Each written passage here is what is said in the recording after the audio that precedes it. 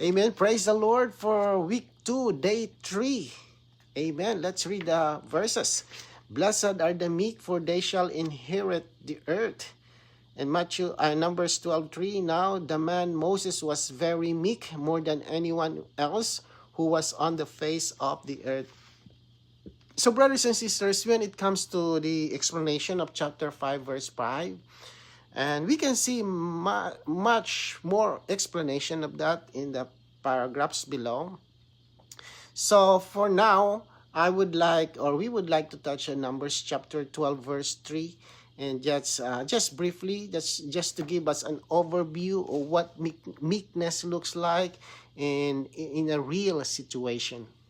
So in Numbers chapter 12, verse 3, the Bible tells us that Moses was very meek, and more than anyone else who was on the face of the earth. Right? To understand this, we need to look at the situation he was in. And according to the life study, that time was the phrase that Brother Lee used is a season of murmuring, so a season of rebellion. So there was gossip, there was complaint, and unrest among the children of Israel.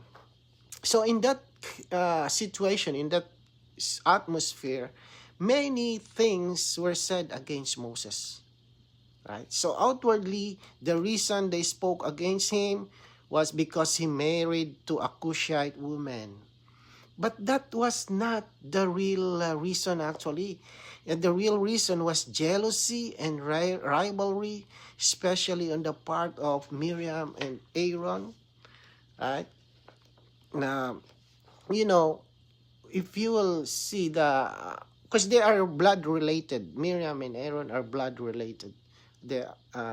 I think Moses is the youngest, if I'm not mistaken. Miriam is older than Moses. So it looks like, why is Moses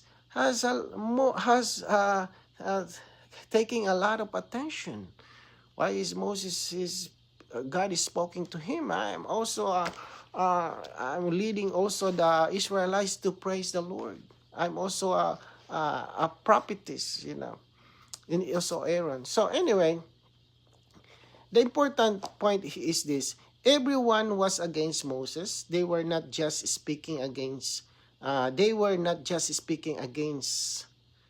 man, or they were speaking against God's deputy authority. So even Moses' own brother and sister, right? So Aaron and Miriam is actually they are siblings. So even his own blood relatives are against Moses, right? And how much more would the situation be full of chaos? So in such a situation, many of us might argue, right? Defend ourselves or fight back, or our head might break for the situation. It's hard to bear the situation. But you know what? But verse 3 tells us that Moses was very meek. He did not argue. He did not fight back. He did not act. And because Moses did not act, God acted. God himself rebuked Aaron and Miriam. And Miriam became leprous almost unto death. And yet, even then, Moses did not hold anything against her. He prayed to God and even begged God to heal her. And this shows us what meekness really is. Moses left everything with God, and God took care of the situation. The Lord Jesus says, "Blessed are the meek." What does this blessing mean? What does it mean to inherit the earth? Why does the Bible speak of inheriting the earth instead of going to heaven or inheriting the heaven? So brothers and sisters, if we will read the paragraphs, we will enjoy much about what is inheriting the earth, right? So if you read the paragraph, we will see more deeply what meekness is and what it means to inherit the earth. So, let's read the paragraphs. In Matthew 5:5, the earth refers to the coming subdued world. Today, the earth is a worldly kingdom under the rule of Satan, but the day is coming when the Lord, the King, will regain the world. Revelation 11:15 says, "The kingdom of the world has become the kingdom of our Lord and of his Christ, and he will reign forever and ever." So when we come to Matthew chapter 5, verse 5, and the Lord says, "Blessed are the meek, for they shall inherit the earth." We need to understand what the earth really means. So according to the life study of Matthew, the earth is not talking about today's world. It is talking about the coming world. A world that will be subdued, a world that will finally be under God's authority. So, you see, today's earth is not under Christ's rule, right? Today, the earth is a worldly kingdom. And the Bible is very clear. It is under the rule of Satan. That's why everything around us feels so chaotic. That's why there is so much rebellion, opposition, injustice. And this explains why the meek don't seem to win today. But this situation is not permanent. The ministry tells us that a day is coming. The Lord Jesus is coming back. Not just as a Savior, but as the King. And when He comes, He will regain the world. He will take it back. He will bring it fully under His authority. That's why in Revelation chapter 11, verse 5, is quoted. It says that the kingdom of the world has become the kingdom of our Lord and of His Christ. In other words, the world does not disappear. It changes ownership. Right? It moves from Satan's hand into Christ's hand. And this is what the ministry calls the coming subdued world. So when the Lord speaks about inheriting the earth, He is pointing us forward, not to today's condition, but to the coming age when Christ openly reigns. So let's read the next paragraph. In Matthew 5, those who are poor in spirit, in verse 3, and who mourn in verse 4, are now the meek in verse 5. To be meek does not mean simply to be gentle, humble, and submissive. To be meek means not to fight or to resist. If we are meek, willing to suffer the world's opposition in this age, we will inherit the earth in the coming age, as revealed in Hebrews. So when we look at Matthew chapter 5, we can see a kind of progression. In verse 3, the Lord speaks about those who are poor in spirit. In verse 4, it speaks about those who mourn. And then in verse 5, these same ones are now described as the meek. So meekness does not come suddenly. It comes after being poor in spirit and after mourning. And these experiences brings us to the condition where we no longer insist on ourselves. To be meek does not simply mean to be gentle, humble, or submissive. Meekness here is something deeper. To be meek means not to fight and not to resist, especially when we are opposed. Okay? If we are not meek today, willing to suffer the world's opposition in this age, there is a promise connected to this. The promise is that we will inherit the earth in the coming age. So meekness may look like a loss today, but it is actually connected to a future reward. The inheritance of the earth is not for this age only, but for the age to come when Christ comes. So let's read the next paragraph. Let's read today's reading. Amen. Today's those who fight are those who gain the land. If you do not fight, you will not receive any territory. This is the reason there are so many wars. Nations wage war with one another to gain more territory for themselves. The human way is to obtain the land by fighting for it, but the way of the kingdom of the heavens is to gain it by being meek. There is no need to fight, but there is the need to be meek. The way to take the earth is not by slogans, shouting, or fighting. The way is through meekness. Blessed are the meek, for they shall inherit the earth. If you would inherit the earth, you must be meek. When the Lord Jesus comes back, he will regain the earth. However, when he was arrested, tried, and crucified at Golgotha, he was meek. As he was nailed to the cross, he did not resist. In every way, he was meek, meek to the very end. Eventually, the earth will be gained, not by the fighting ones, but by the meek ones. Several weeks ago, an opposer told one of our brothers, "We are going to stop you.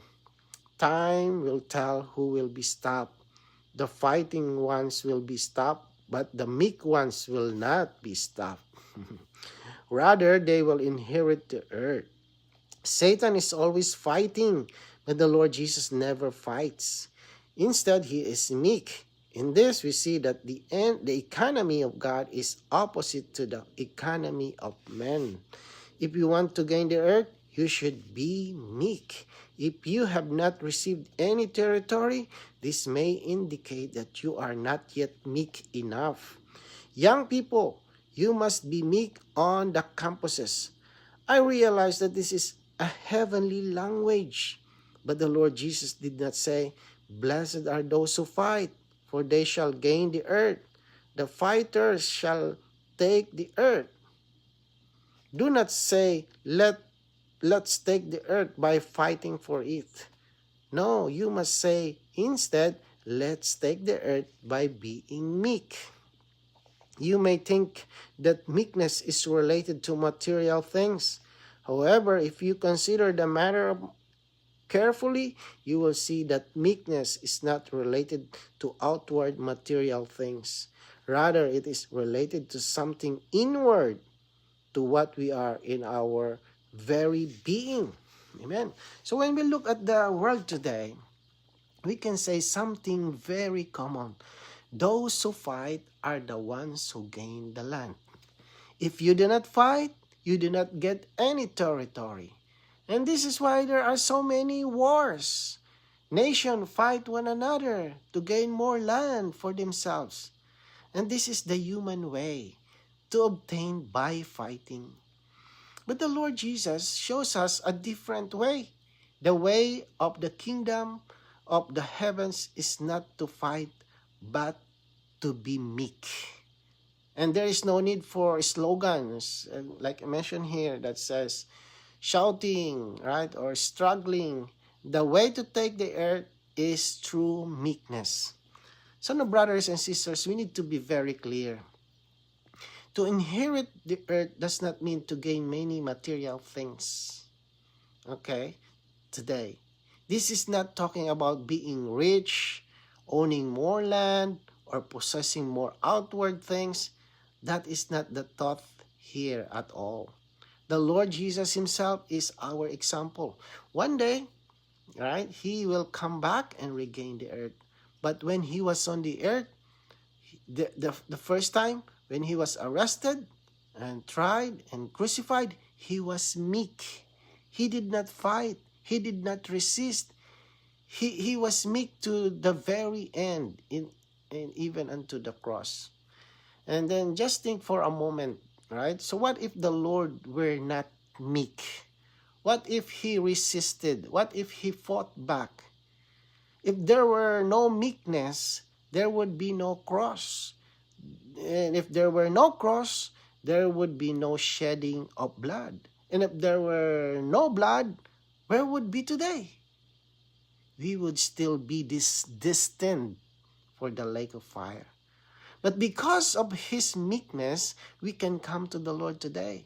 Because of his meekness, we have salvation, forgiveness, and life. So what a blessing this is. And this is why the Lord says, blessed are the meek. All right, let's read the last paragraph. The New Testament tells us that we do not fight against flesh and blood, but against the devil, against the enemy of God. We must fight against the devil, God's enemy, day and night. However, we are not to fight against people, not even against those who oppose us. Toward all men, including the adversaries and opposers, we must be meek. Although we fight Satan and the principalities in the air, we do not fight people. Instead, we love them all. Young people, do not go to the campuses to fight with the students. Do not go to the campuses to fight. Go there to be meek. We need to be so meek. We need to be so meek that even if a persecutor hits us on the right cheek, we would turn to him the left cheek. To be meek means not to resist or fight back.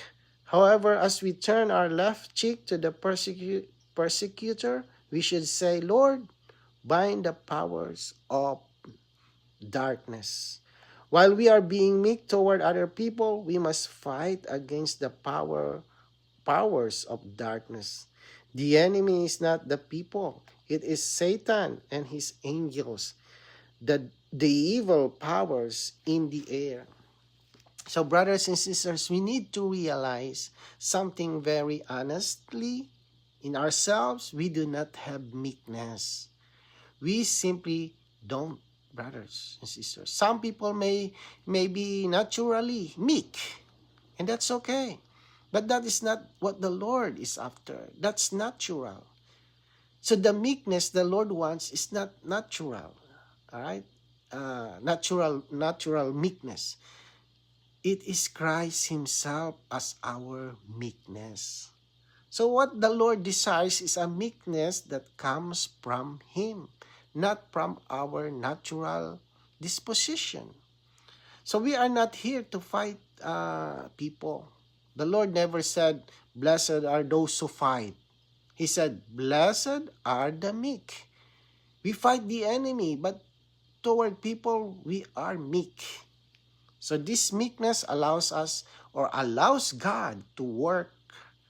This meekness gives God the ground to act. And this meekness is connected to an inheritance. Blessed are the meek, for they shall inherit. All right, so brothers and sisters, let's pray. Lord Jesus, we confess that in ourselves, we do not have meekness. We need you as our meekness. Save us from our fighting people and from our natural meekness or reaction. Lord, make us meek with your meekness. Lord, you are our blessing. Amen.